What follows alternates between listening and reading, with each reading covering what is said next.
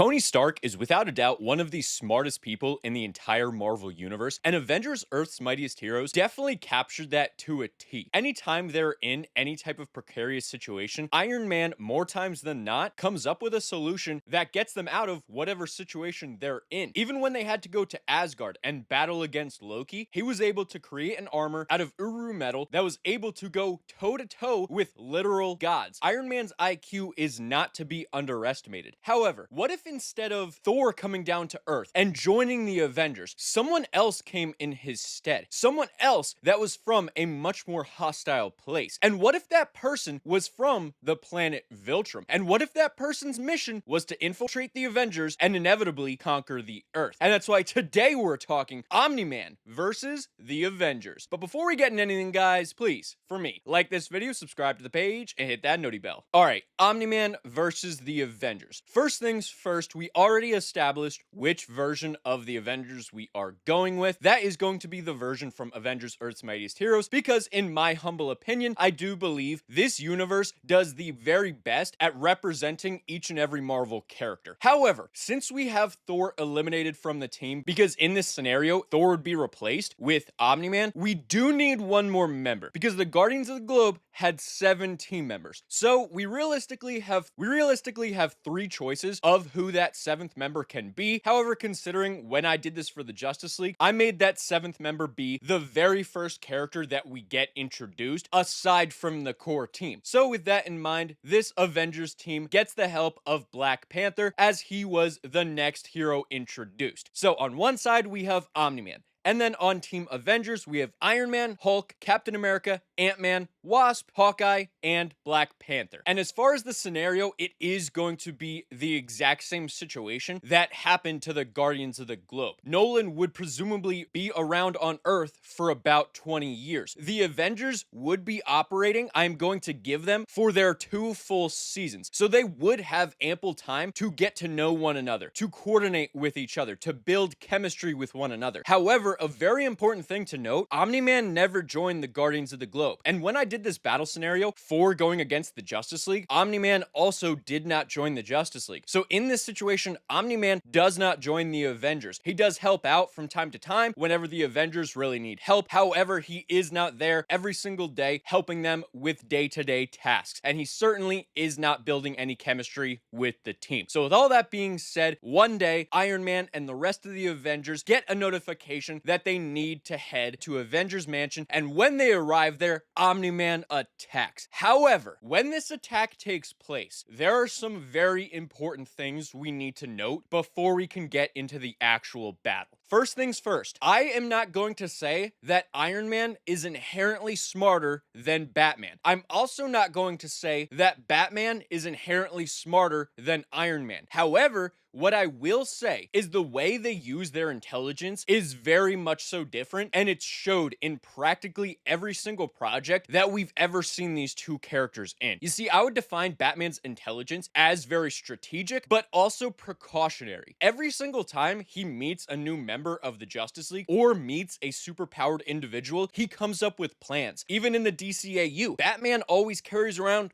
kryptonite because of his first altercation and encounter with Superman. This is a precaution that Batman takes, and he takes these precautions with practically every single superhero that he meets. And that's why, as I mentioned in that video where the Justice League faced off against Omni-Man, Batman would have some type of contingency for Omni-Man. But this is the actual really important part. Tony Stark, to me, isn't a precautionary genius. He is reactionary, meaning if something happens to him that is very negative, he is going to do everything in his power to make sure that very scenario never happens again. The Hulk rampages and goes out of control. Therefore, Iron Man goes and makes the Hulkbuster armor. He encounters gods of Asgard and realizes that Loki is a real true threat after having to face off against him one time. So what does he do? He goes to Nidavellir and with some help is able to create a new armor. That armor created from Uru metal, one that is able to go up against the forces of Asgard. However, in these two scenarios, it is reactionary. A lot of the times with Iron Man, he is a very reactionary character. He uses his genius after something bad happens to prevent it from happening again. So, in this scenario, he would not have equipped the Avengers Mansion with all types of sound devices. Honestly, by this point, he may not have even taken note to the weakness Omni-Man has to high frequencies. He probably wouldn't feel the need to investigate Omni-Man to that degree, not to the level that Batman felt it was necessary. So in this scenario, he doesn't have anything set up before this happens. And then another important thing to note that is going to inherently put the Avengers at a disadvantage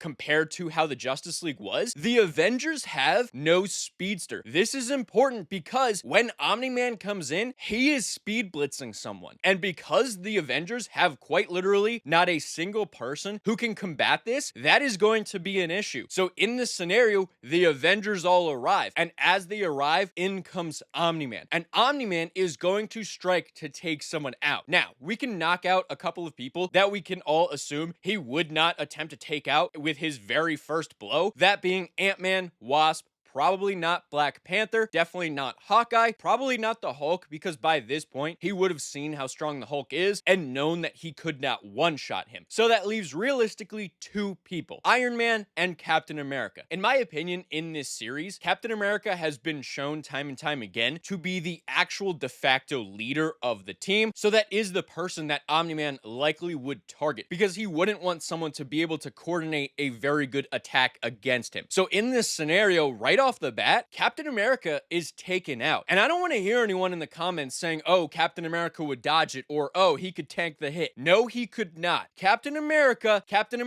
does not have super speed. Captain America also is not that durable. Yes, he's a super soldier. Yes, he can take damage. However, from a character that is nearly Superman level, he would get absolutely annihilated. And to me, he would probably get one-shotted relatively easily. And before anyone says he could just block it with his shield, that also would take a certain level of reaction speed, reaction time, and the time it takes to lift his arm with his shield. And by that point, Omni-Man would have been able to close the distance. And even if hypothetically he got his shield up, Omni-Man could simply sidestep over, go away from the shield, and punch Captain America's head clean off of his body. Therefore, Captain America is taken out relatively quickly. This is going to lead to some major panic. However, in these moments, we have to also note the characters that we have. You see, the Guardians of the Globe had much more shock on their faces when all this was going on. And only when 3 of their members were actually brutally killed did they fully grasp the situation. However, that wouldn't happen in this situation to me, because as soon as Captain America gets taken out, the Hulk would go absolutely ballistic. And in this moment, the Hulk would take the fight to Omni-Man. And as this is happening, Iron Man would have a couple of moments to at least catch his breath and try to get a grasp on the situation, formulate some type of plan of action to take out Omni-Man. And in these moments, he would attempt to coordinate attacks to go against Omni-Man. However, there's a reason I say attempt to mount attacks, because you see, there aren't that many people in the Avengers that are going to be that useful against Omni-Man. Ant-Man and Wasp are very likely only going to be able to be utilized as distractions. Same with Hawkeye. None of their attacks are realistically going to be able to do anything against Omni-Man. If Ant-Man were to turn very big, that would just be a much larger target for Omni-Man, and he could simply fly straight through him and destroy him. And no, we're not having Ant-Man or Wasp shrink really small to crawl inside of Omni-Man and then explode. I'm not doing that. That's disgusting. And this was Avengers Earths Mightiest Heroes, so they're not going to make Ant-Man do what everyone wanted Ant-Man to do against Thanos.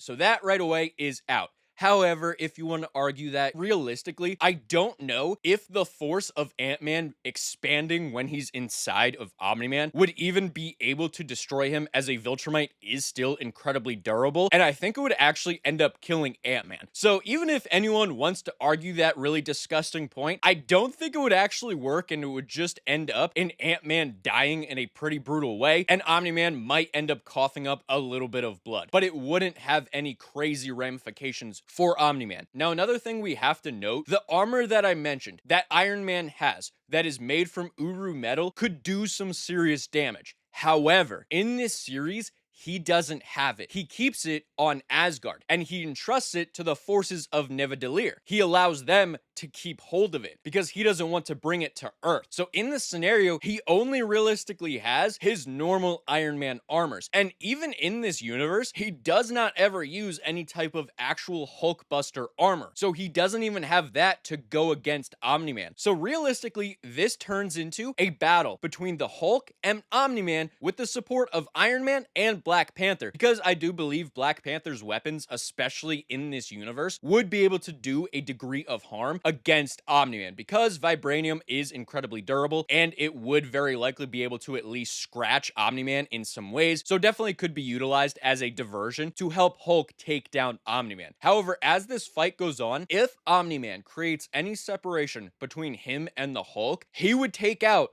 Hawkeye, Ant-Man, and Wasp relatively easily. It would just be a matter of catching them. As far as Hawkeye goes, it would be relatively easy to catch him, and he would be out of commission. I do believe if Ant-Man and Wasp become too difficult to track down in their shrunken forms, Omni-Man would probably abandon attacking them, just because their attacks realistically couldn't do anything against him anyway, and he would then turn his attention to Black Panther. And even if Iron Man tries to step in this moment, and Hulk is able to muster up the strength to get back up, and they go for the attack on Omni-Man, I think they might be too slow. And in this moment, I do believe Omni-Man would very likely kill Black Panther. So then realistically, the only characters you have left to battle against Omni-Man would be Iron Man and Hulk. However, a very important thing would be that Ant-Man and Wasp are theoretically still alive, and Hank Pym is incredibly smart. So do I think he would be able to deduce some sort of sonic device or some sort of weakness that Omni-Man has in this moment? Well, honestly, yes. So with all that being said, I think this fight would boil down to Iron Man getting trounced by Omni-Man and being barely alive, and Hulk going one-on-one with him. As Hulk gets angrier and angrier, they may not even need the sonic device. However, let's say hypothetically the fight ends up in some sort of stalemate towards the end, then you insert Ant-Man, and whatever sonic device he has come up with, he would activate that, and that would knock Omni-Man off of his game, at least enough to where the Hulk could absolutely knock out Omni-Man. They'd be able to capture him. However, in this scenario, a ton of the Avengers were killed. A ton of them were brutally injured. And let's just say, for the sake of argument, Omni-Man had gotten his hands on Ant-Man and Wasp and was able to kill them before they could come up with this strategy. Well, then it would realistically turn into a one-on-one fight, because I do believe after he takes out Ant-Man, Wasp, and Black Panther, he would take out Iron Man relatively easily. However, I don't think he'd be able to land the killing blow on Iron Man, as he would have to go through his armor, and Iron Man's armor in this show is shown to be incredibly durable. Not just the armor made by Uru metal, but even just his normal armor. So it is reasonable to assume that Omni-Man could not just smash right through it without some effort put into it. And considering the fact that the Hulk is right there, I don't think he would be able to dedicate that much time and focus on destroying Tony's armor. So then it turns into a one-on-one battle between Hulk and a somewhat battered Omni-Man. And in this fight, I do think 7 times out of 10, the Hulk, especially this version of the Hulk, wins this fight. So to me, in this battle of the Avengers versus Omni-Man, the Avengers have a ton of casualties. They lose at minimum 3 members. And honestly, to me, I could see them losing up to 5 members and only having between 2 and 4 survivors from their team. And they realistically only win this fight